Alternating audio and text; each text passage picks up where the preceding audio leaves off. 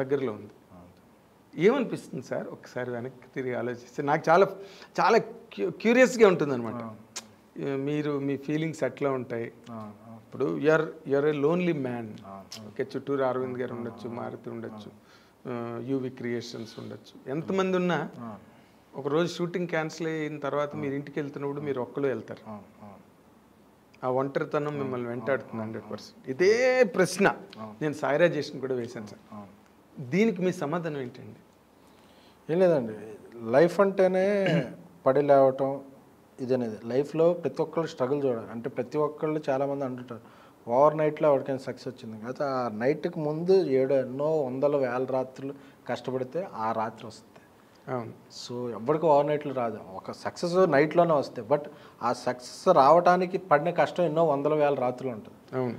So నాకు ఆ కష్టం తెలుసు. ఎందుకంటే నేను ఒక మిడిల్ క్లాస్ ఫ్యామిలీ నుంచి వచ్చాను. నాకెవరు ఇండస్ట్రీలో పెద్ద డబ్బు సాయం కానీ ఇది కానీ ఎవరు లేరు. సో మీరు స్వయం కృషితో నేను ఒక చిరంజీవి గారు అభిమానిగా ఇండస్ట్రీలో, ఆయన ఉన్న ఇండస్ట్రీలో ఆయనకు దగ్గరగా ఉండాలని చెప్పి ఒక జర్నలిస్ట్ అయ్యి, ఒక పిఆర్ఓ అయ్యి, ఒక ఎగ్జిక్యూటివ్ ప్రొడ్యూసర్ అయ్యి, ఒక కో ప్రొడ్యూసర్ అయ్యి, ఒక ప్రొడ్యూసర్ అంటే ఏది నేను స్ట్రైట్గా ఇలా వచ్చేలా మెట్టు ఎదుక్కుంటూ నేర్చుకుంటూ ఏదన్నా సంపాదించుకుంటూ మళ్ళీ దాన్నే రిస్క్ చేసుకుంటూ ఇలా వచ్చా.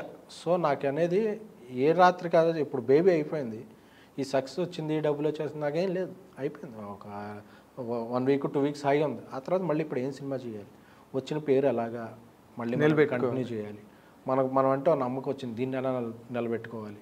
అంతేగాని ఈ సక్సెస్ ఏదో నాది, నేను కొట్టేశాను, ఇవన్నీ ఎప్పుడు ఉండకూడదు. అంటే నా పర్సనల్గా నాకు ఇష్టం ఉండదు. ఎందుకంటే ఒక సక్సెస్ కొడతాక నాకు ఎంతమంది హెల్ప్ అయ్యారు.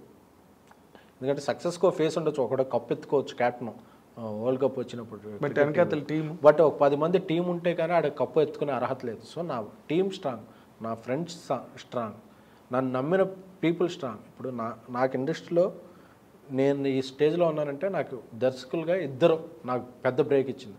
మారుతి అనే డైరెక్టర్ నన్ను ప్రొడ్యూసింగ్ చేశాడు, రాజేష్ అనే డైరెక్టర్ నన్ను పెద్ద ప్రొడ్యూసరో లేకపోతే ఒక బ్లాక్ బస్టర్ ప్రొడ్యూసరో చేశాడు.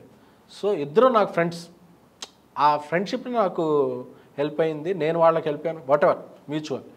సో నేను అవన్నీ గుర్తుపెట్టుకుంటాను. అంతేగాని ఇది నాది సక్సెస్, నేను సాధించాను, నేను తోపు అనుకున్న రోజు అక్కడి నుంచే మన డౌన్ఫాల్ స్టార్ట్ అవుతుంది. ఆ వారం ఎంజాయ్ చేయాలి, మనం హ్యాపీ మళ్ళీ మన పని ఏదో మనం చూసుకుని, సో మనం ఎంతమందికి హెల్ప్ చేయగలం, మనకి ఎవరికి ఇది చేయగలం అనేది మనం 10 మందితో వెళ్ళిన రోజు ఆ సక్సెస్ మనతో ఉంటుంది.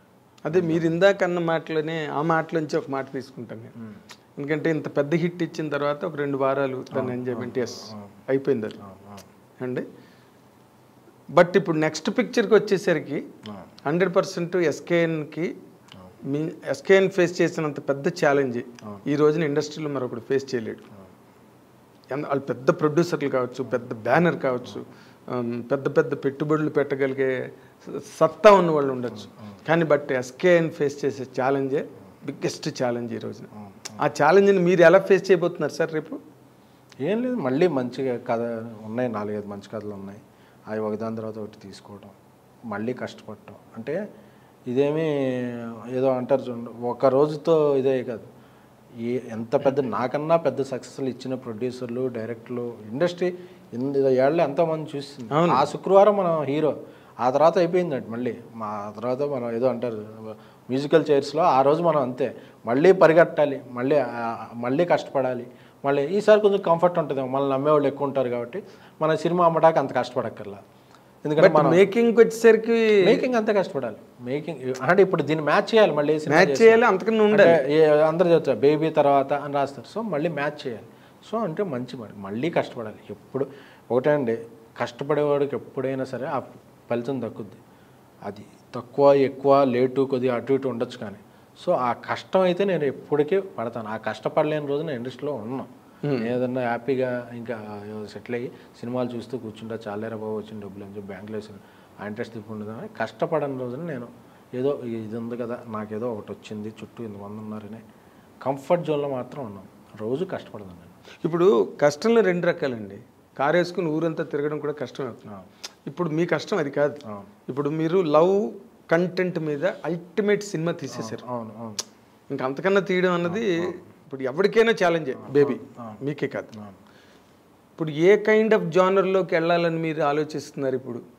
నా దగ్గర 4-5 జానర్లు ఉన్నాయి. సైఫై ఫ్యాంటసీ ఉంది, మళ్ళీ ఒక యూత్ కాలేజ్ ఉంది, ఒక కమర్షియల్లోనే ఒక కొత్త మేకింగ్తో ఒక కథ ఉంది, అలాగే నేను రాజేష్ వేరే అనుకుంటున్నాం ఒక కొత్త.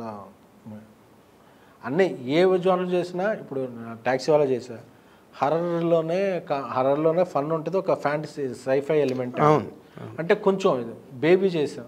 ఇది యూత్లోనే ఒక కొత్త యాంగిల్ తీసుకున్నాం, ఫస్ట్ ఈ రోజుల్లో చేసాం. అదొక ట్రెండీ, అప్పట్లో కాంటెంపరీ సినిమా 5Dతో చేస్తుంటే.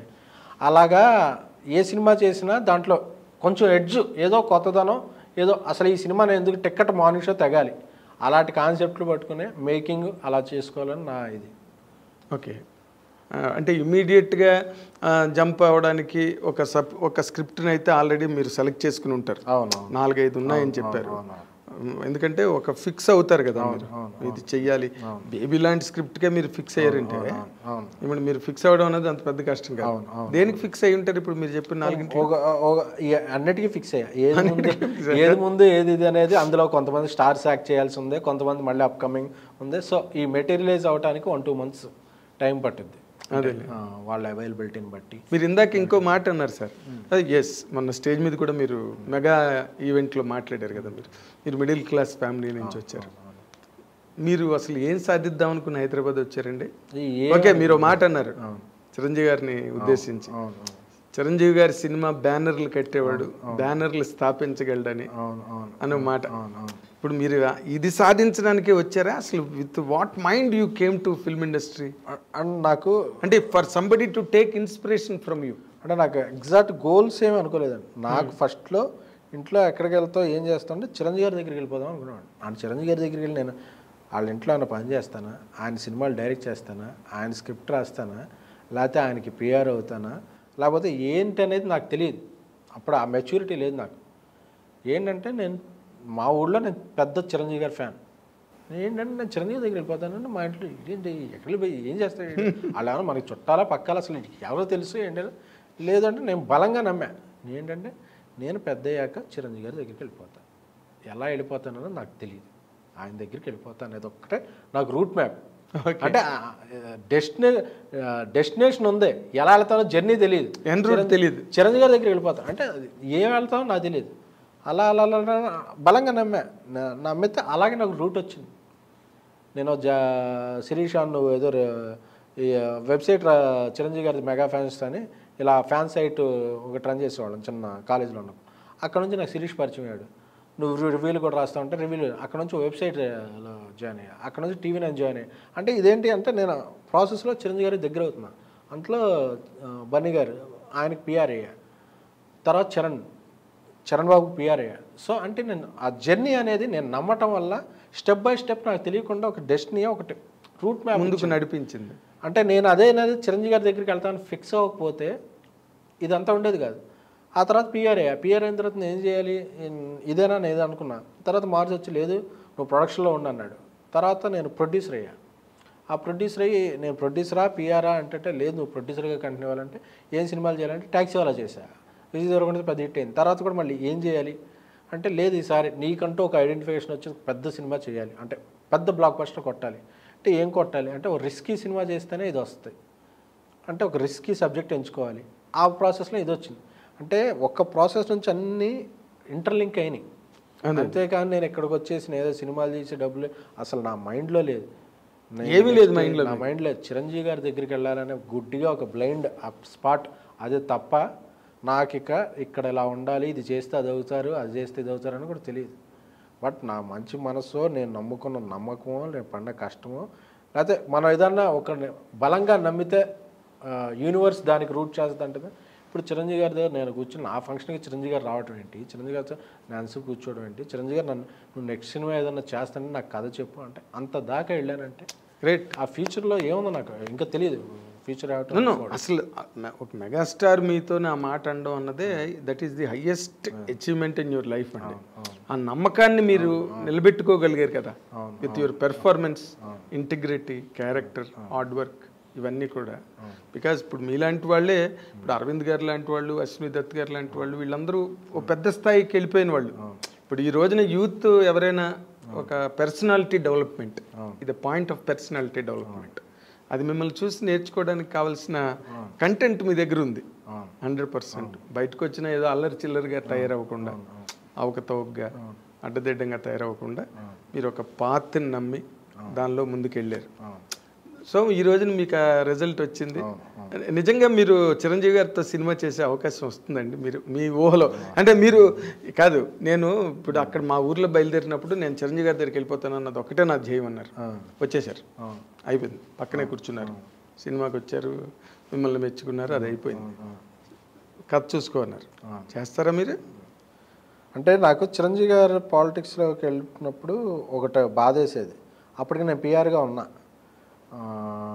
చరణ్ బాబు సినిమాలు, కళ్యాణ్ బాబు సినిమాలు, బన్నీ గారి సినిమాలు అన్నీ నేను పిఆర్ చేసాను.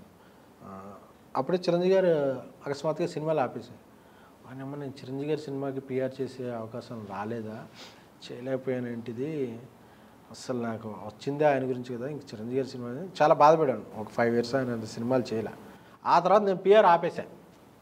సరైనోడు ఐ గెస్ అఫీషియల్గానే లాస్ట్ సినిమా సరైనోడు ఈజ్ లాస్ట్ పిఆర్. తర్వాత నుంచి నా టీమే చేసేది, అది ఇప్పుడు నా టీం కూడా వేరేది వెళ్ళిపోయారు. సినిమాలు ఆపేశాక నాకు బాధ వేసింది. నేను ఆయన మళ్ళీ స్టార్ట్ చేసే టైంకి నేను ఆపేశాను. దీన్ని నేను ప్రొడక్షన్లోకి వచ్చేసాను ఏంటిది. ఆ తర్వాత ఏదో రాసి పెట్టిందాం చిరంజీవి గారు ఎప్పటికన్నా ఏదైనా జర్నీ. అందుకే నేను ప్రొడ్యూసర్గా మళ్ళీ విజయాలు దక్కినాయి. కానీ ఎప్పుడైనా ఒక హైయెస్ట్ మౌంటైన్ ఎక్కేవాడికి ఏంటంటే ఎవరెస్ట్ ఎక్కాలని ఉంటుంది. సో చిరంజీవి గారి అభిమానిగా ఈ లైన్లో ఉన్నా కాబట్టి మనసులో ఉండొచ్చు. బట్ అది నేను ఇప్పుడు చెప్పడం కన్నా ఇంకొన్ని విజయాలు సాధించి ఆ స్థానాన్ని చేరుకుంటూ బాగుంటుంది. అవును కాదు సార్, ఇప్పుడు మీరు ఇంతవరకు వచ్చి చిరంజీవి గారి పక్కన కూర్చుంటాను మీరు ఎప్పుడైనా ఊహించారా? మీ ఊళ్ళో ఉన్నప్పుడు ఊహించలేదుగా, కూర్చున్నారుగా. ఇప్పుడు మీరెందుకు కప్పదాటుగా సమాధానం చెప్తున్నారు? దానికి కాదు అంటే ఒకేసారి నేను అంత కోరుకుంటాం కరెక్టా కాదా వినిపిస్తుందేమో. కాదు, కరెక్టా కాదా తెలియదు. బట్ ఎస్ నాకైతే థాట్ అంటే he's my favourite idol, he's my demigod, matinee idol. So yes నాకు ఉందా కోరిక. Oh very nice. ఒక్క